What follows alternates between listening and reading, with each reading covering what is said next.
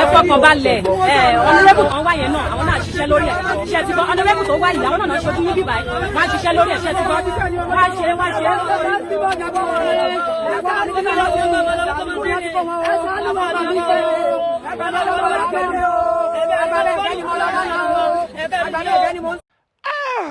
Wàhálà mà ti wọlé Yorùbá. Ọ̀rọ̀ Gumi ọjọ́ kìíní àná ó mà ti padà lẹ́yìn fúnlẹ̀ Yorùbá. Wàhálà ńlá ti wọlé Yorùbá o. Láti ìpínlẹ̀ Ọ̀yọ́ ni wàhálà náà mà ti ń wọlé Yorùbá bọ̀. Ẹ dákun ẹ share fídíò yìí kó kára alé kó kára oko gbogbo ilẹ̀ Yorùbá pátá kó ń kálukú ó dira. Ogun ti dé. Kí ló ṣẹlẹ̀ nípínlẹ̀ Ọ̀yọ́? Ẹ̀yin náà rí i pé rìsọ́ọ̀tì Gumi tó wá ń jò ní ọmọ àti hàn lọ́jọ́ Jímọ̀ eyín Lọ́ndì 15 nínú oṣù tá a wà yìí làwọn agbébọn àwọn ajínigbé ní ọmọ ìyá wọlé ìwé kan eyín ní community high school ní Ẹ̀sìnẹ̀lẹ̀ ní Orire Local Government eyín lápálá kan nípínlẹ̀ Ọ̀yọ́. Wọ́n kó tíṣà wọ́n kó principal wọ́n tún káwọn ọmọ iléèwé náà mọ́ o. Wọ́n sì ní oyè tó kára àwò ó máa ń bọ̀ wá kára ẹ̀dẹ̀.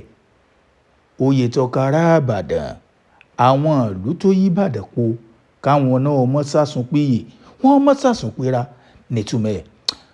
Oríyọmí Hamzat ó ti sọ̀rọ̀. Gómìnà ìpínlẹ̀ Ọ̀yọ́ eyín Ṣèyí Mákindé òun náà ti sọ̀rọ̀. Ìwà ni tó bani lọ́kàn jẹ́ nínú ìròyìn ni pé wọ́n máa ti bẹ́ kan lára àwọn tíṣà lórí.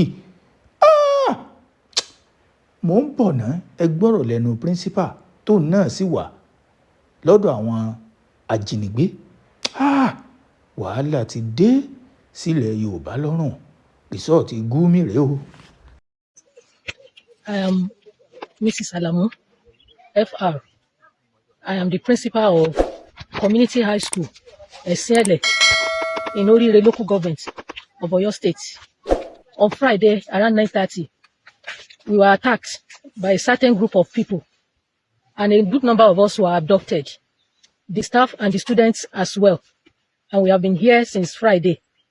I am making this video to ask for help from everyone, starting from the federal government of Nigeria and Oyo State government, Engineer Seyi Makinde, the Christian Association of Nigeria, and all well-meaning Nigerians, that they should come to our help and settle this thing peacefully so that our lives will not be lost. Thank you very much. Ṣebí ọ̀rọ̀ tẹ́ gbọ́n ọ̀rọ̀ lẹ́nu principal Ẹ̀sìnẹ̀lẹ̀ Community High School ní Orire Local Government. Kọ́lọ́ májà bọ́ sọ́wọ́ ajínigbé o. Bá a ṣe wá ń sọ̀rọ̀ ilé tó jẹ́ kan lára àwọn tíṣà yìí ò Mr. Michael Oyedokun ọmọ àti bọ́rọ̀ náà lọ. Ó tó di pé mò ń tí Oríyọmí Hamzat kó tó di pé mò ń tó sọ wá lórí ìṣẹ̀lẹ̀ láabi àti tí gómìnà gangan sọ wá. Ẹ̀yin náà mọ̀ pé lọ́jọ́ kìíní àná tí wọ́n fẹ́ gbé Ṣèkì Gumi wọlé Yorùbá àwọn kan ń sọ ó dàbí ìgbà pẹ̀lú wọn rùn. Lóòótọ́ a sọ pé Ṣèkì Gumi ló kó àwọn ajínigbé ló kó wọn wọlé Yorùbá ṣùgbọ́n ó jọ gàtẹ́ kò jọ gàtẹ́ ó máa ń fẹsẹ̀ méjèèjì ó máa ń fi tiro náà ní.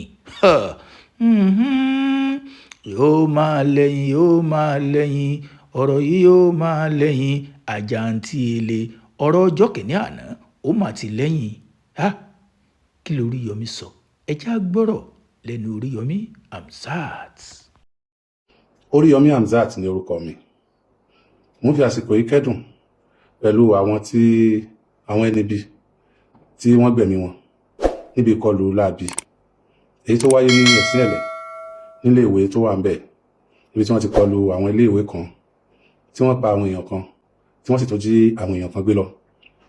Èyí tí ọ̀gá ilé ìwé náà àti àwọn olùkọ́ àti àwọn ọmọ ilé ìwé tí wọ́n wà níbẹ̀. A ti gbọ́ pé wọ́n lè sọ pàtó iye àwọn tí wọ́n wà ní àhámọ́ àwọn ẹni bí náà. Ìpínlẹ̀ Ọ̀yọ́ jẹ́ ìpínlẹ̀ àlàáfíà. ó jẹ́ ìpínlẹ̀ tó dùn gbé, ó jẹ́ ìpínlẹ̀ tí àwọn èèyàn rẹwà. Agbègbè Òkè Ògùn ó ní apá àríwá ìpínlẹ̀ Ọ̀yọ́, níbi tí àwọn èèyàn gidi, àwọn olólùfẹ́ àlàáfíà, àwọn èèyàn tí wọn kì í ṣe jàgídíjàgan níbi tí wọ́n ń gbé. A gbọ́ pé lóòótọ́ ni pé nínú àwọn ibi tí ìfọ̀kànbalẹ̀ wà lórílẹ̀‐èdè Nàìjíríà lónìí, ilẹ̀ Yorùbá ni. Tá a bá tún wá ń sọ̀rọ̀ àwọn apá ibi tó jẹ́ pé wọ́n tún fọkàn balẹ̀ jù, ìpínlẹ̀ Ọ̀yọ́ jẹ́ kan. Ṣùgbọ́n àtìgbà tí wọ́n ti pín sí ìgbúmi tí wọ́n ti gbé wálẹ̀ Yorùbá, làwọn apá kan lọ́mọ ilẹ̀ Yorùbá ti ń pariwo pé ẹ bá jẹ́ àrò dáadáa, ìdéwájú ń dẹjọ́, ìdẹ́yìn ń kọ́, ìdásọ̀ sí ọ̀wá dẹjọ́ báyìí, ǹjẹ́ ní ọ̀dásọ̀ báyìí? Wàhálà ti wá dé báyìí torí pé wọ́n ti pa kan lára àwọn olùkọ́ tí mo sọ fún yín, eyín Mr. Makinde, wọ́n ti dú bàbá yẹn lọ́rùn. Ó lágbára. Gómìnà Ṣèyí Mákindé náà ti wá ń gbégbèsè torí pé bá a ṣe ń sọ̀rọ̀ yìí, principal ó wà láhàámọ́ wọn, àwọn ọmọ ilé ẹ̀kọ́ náà wà láhàámọ́ wọn, tó sì jẹ́ pé owó iyebíye ni wọ́n ń béèrè lọ́wọ́ àwọn ẹbí wọn kí wọ́n tó lè fi wọ́n lẹ̀. Ṣùgbọ́n ìgbésẹ̀ wo gangan wá ni gómìnà Ṣèyí Mákindé ń gbé láti lè jẹ́ pé àwọn tó kù ń bẹ̀ wọn ò ní lè jẹ́ pípa fáwọn èèyàn yìí? Mo lóye tọkàn ará Ẹdẹ ó ń bọ̀ wá kan ará Àwó, tàbí òye tọkàn ará Àwó ń bọ̀ wá kan ará Ẹdẹ. Àwa tá a súnmọ́ agbègbè Oyo State, ẹ̀yin náà wo ohun tó ṣẹlẹ̀ nílùú Kwara, ó ti ń gẹ̀rẹ̀ ó ti ń bọ̀. Ẹ já gbọ́rọ̀ lẹ́nu gómìnà Ṣèyí Mákindé. Mò ń bọ̀, ẹ subscribe. Area the abduction of some teachers and school children, and for our troops, our service commanders, and a few wounded both soldiers and. Ẹ̀yin ọmọ Yorùbá, ìtànfetí wa gbọ́ lókèrè tẹ́lẹ̀ ó ti ṣẹlẹ̀ nílẹ̀ Yorùbá báyìí.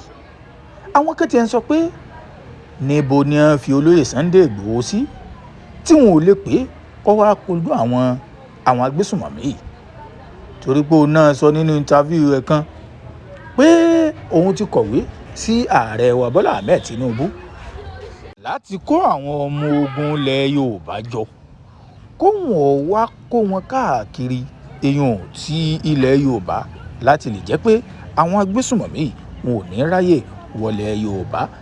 Torí náà làwọn kan fi ń sọ wípé kí ni olóyè Sunday Igboho, ǹjẹ́ ní ààrẹ wa ò tí ì fún ní ẹ̀rí mọ́ jẹ́mi ìṣó ni láti bá ní dúró tán pẹ̀lú àwọn ọmọ ogun? Àti pé ẹ̀yin ọmọ ilẹ̀ Yorùbá, ẹ jẹ́ á múra dáadáa o, ó ti kanlẹ̀ Yorùbá báyìí o. Kí lẹ̀yin lérò pé àwọn ilẹ̀ Yorùbá lè ṣe tí kìíní òfin ní tàn káàkiri gbogbo ibi tí ò tí ì dé? Ó ti wọ̀lú Ọ̀yọ́ láti Kwara, ó fò fẹ̀rẹ̀, ó bọ̀lú Ọ̀yọ́. Àwọn ìlú tó súnmọ́ ìlú Ọ̀yọ́ kí wọ́n má fura o, kí wọ́n fura ni mo fẹ́ wí. Ẹ̀yin olólùfẹ́ mi, ẹ má gbàgbé, ẹ share fídíò yìí kó kára lé kó kára oko, ó ti ṣẹlẹ̀ o.